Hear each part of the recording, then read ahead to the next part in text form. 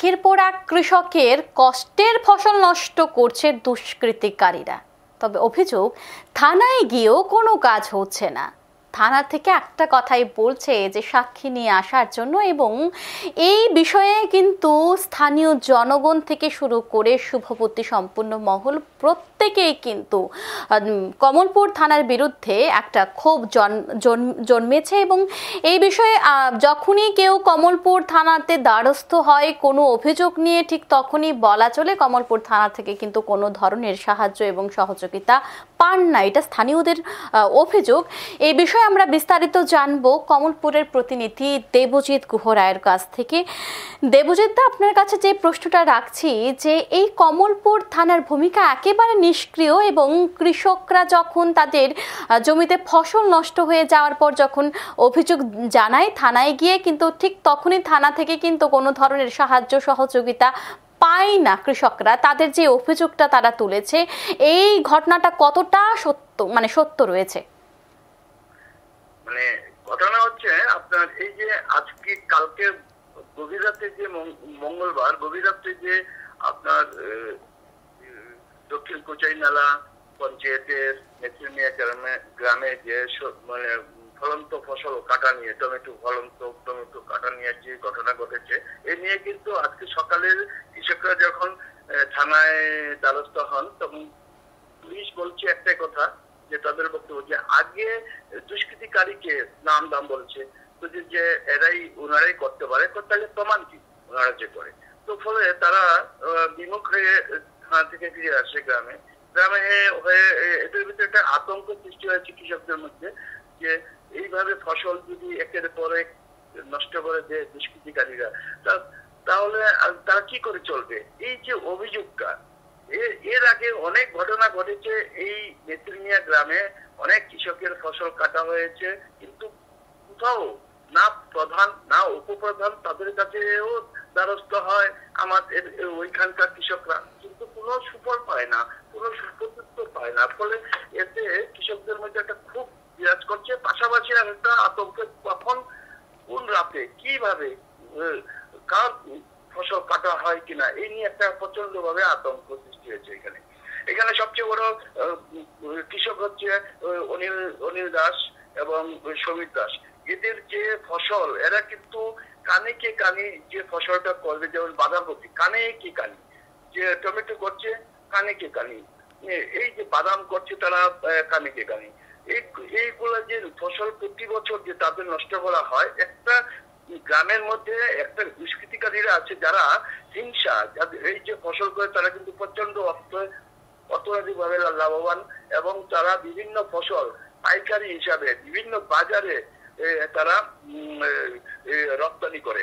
তো ফলে এই যে তাদের যে ক্ষতিটা কিন্তু ওইখানকার কৃষকরা কোনো ক্রমেই মেনে নিতে পারছে না। গতবার প্রায় আড়াই মাস আগে অনিল দাসের যে আপনার ফলন্ত লাউ আমরা দেখেছি, এটা টিভিতে একদম সম্প্রচারিত হয়েছিল, সেই খবরও সম্প্রচারিত হয়েছিল। 3 লক্ষ টাকা তার ক্ষতি হয়েছে। এই যে পুলিশ, কমলপুর থানার পুলিশ বাবুরা বিভিন্ন সময় অভিযানে নেমে যে তারা বক্তব্য রাখে যে তারা সক্রিয়ভাবে কাজ করছে এবং সক্রিয় ভূমিকা পালন করছে, সেই জায়গায় দাঁড়িয়ে এই যে অভিযোগগুলি আসছে, এই যে আবারও যে প্রমাণিত হলো, এই অভিযোগগুলো যে এসছে কমলপুর থানার বিরুদ্ধে, কি বলবে এই বিষয়ে? এখানে যে কৃষকদের যে অভিযোগটা এখানে সবচেয়ে বড়, যে থানায় দ্বারস্থ হলে থানার থেকে কোনো ধরনের সহযোগিতা পাওয়া যায় না, এবং আপনার এই যে ঘটনা যে গতকালকে রাত্রে হয়েছে, আজকে সকালে যে কৃষক সমীর দাস জমিতে গিয়ে দেখে তার ফসল নষ্ট করে দিয়েছে কেটে, এই বিষয়টা যখন মানে তারা জানায় থানাকে, তখন কিন্তু এদের মানে তখন এই যে পুলিশের যে ভূমিকাটা নিয়ে কিন্তু প্রচন্ড ভাবে গ্রামের মধ্যে এমনিতেই খুব আছে। এছাড়া শুধু তা নয়, এই থানার যে কপারেশনটা পাবলিকের সাথে করে, যেটা করার নিয়ম সেটা কিন্তু করে না কমলপুর থানার যে অফিসার গুলো আছেন বা ওসি আছেন, তার সারা সবসময় এড়িয়ে চলেন। এছাড়া শুধু এই ব্যাপারে নয়, এখানে ফসল কাটা নিয়ে নয়, বিভিন্ন সময় বিভিন্ন ভাবে বিভিন্ন অভিযোগকারীরা যখন থানাতে যায় তখন কিন্তু তেমন একটা সহযোগিতা পায় না। তো ফলে একটা খুব গতিই আছে। আর অন্যান্য থানাতে আমরা যা দেখি আর কি, যেমন সালামা থানা ভালো চলছে, বেশ মানে অভিযোগ পেলেই ঘটনাস্থলে যান এবং মানুষের কথা লিপিবদ্ধ করেন এবং চেষ্টা করেন মানে সমস্যা মানে তারা ওইখানে গিয়ে যাওয়ার এবং সমাধান করার চেষ্টা করে, কেস নেন হাতে।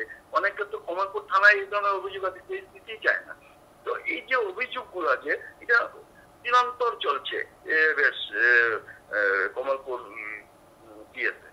থানার মতো একটি গুরুত্বপূর্ণ জায়গাতে যদি গিয়ে সাহায্য এবং সহযোগিতা না পায় তবে সাধারণ মানুষ কোথায় যাবে, এটা একটা প্রশ্নচিহ্ন হয়ে দাঁড়িয়েছে। এবং এই যে স্থানীয় এলাকাবাসী যারা রয়েছে, যারা ক্ষতিগ্রস্ত কৃষক রয়েছে, যারা অভিযোগ জানানোর পরেও কোনো সহযোগিতা পায়নি, তারা কি চাইছে এই মুহূর্তে, তাদের কি বক্তব্য রয়েছে? তাদের বক্তব্য যেমন এখানে দেখিয়েছি, এখানে যে ক্যামেরা বন্দি করেছি আমি আজকে, যার বৃদ্ধ কৃষক নেতিন মিয়ারি, উনি বলছেন কোথায় যাব, কার কাছে যাব? মেনে নিতেই হবে, যে কাটে ফসল নষ্ট করে মেনে নিতে হবে। এটা এটা কি, কোথায় যাব, কার কাছে যাব? গ্রামের প্রধান, গ্রামের উপপ্রধান, এলাকার যে স্থানীয় নেতারা আছেন বা পুলিশ হচ্ছে জনগণের সবচেয়ে বড় আস্থার জায়গা, মানে নিরাপত্তার জায়গা পুলিশ, কিন্তু কোথায়? এইভাবে কিন্তু প্রশ্ন করছে দুর্গের ভাষায়, আঞ্চলিক ভাষায়। এই যে অভিযোগ শুধু এই বৃদ্ধ কৃষকের নয়, এই অভিযোগটা আরো বহু অভিযোগ রয়েছে, বহু মানুষের এই অভিযোগ রয়েছে কমলপুর থানার বিরুদ্ধে। অসংখ্য ধন্যবাদ দেবজিৎ দা আপনাকে। এই যে থানার মতো একটি গুরুত্বপূর্ণ জায়গায় গিয়ে যখন সাধারণ মানুষ কোনো সাহায্য সহযোগিতা পায় না, তবে কিন্তু বলা চলে যে কমলপুর বাসীর একটাই বক্তব্য যে মানুষ তবে যাবে কোথায়? নিরাপত্তাহীনতায় কিন্তু ভুগছে কমলপুর থানার অধীন দক্ষিণ কুচাইনালা পঞ্চায়েতের মেথির মিয়া গ্রামটি। গ্রামের যারা এলাকাবাসীরা রয়েছে বা জনগণ রয়েছে তাদের একটাই ধারণা যে যখনই তারা বিভিন্ন অভিযোগ নিয়ে থানায় দ্বারস্থ হয়, থানা থেকে একটা কথাই বলে থাকে যে সাক্ষী নিয়ে আসার জন্য। একেবারে নিষ্ক্রিয় কিন্তু কমলপুর থানা, সেটা বলাই চলে। এবং সেটা অভিযোগের ভিত্তিতেই স্থানীয় এলাকাবাসী যারা রয়েছে তাদের অভিযোগের ভিত্তিতেই সেটাই বলতে হয় যে একেবারে নিষ্ক্রিয় রয়েছে কমলপুর থানা। এবং এই বিষয়ে আমরা ছোট্ট একটি প্রতিবেদন আবারও দেখে নেব।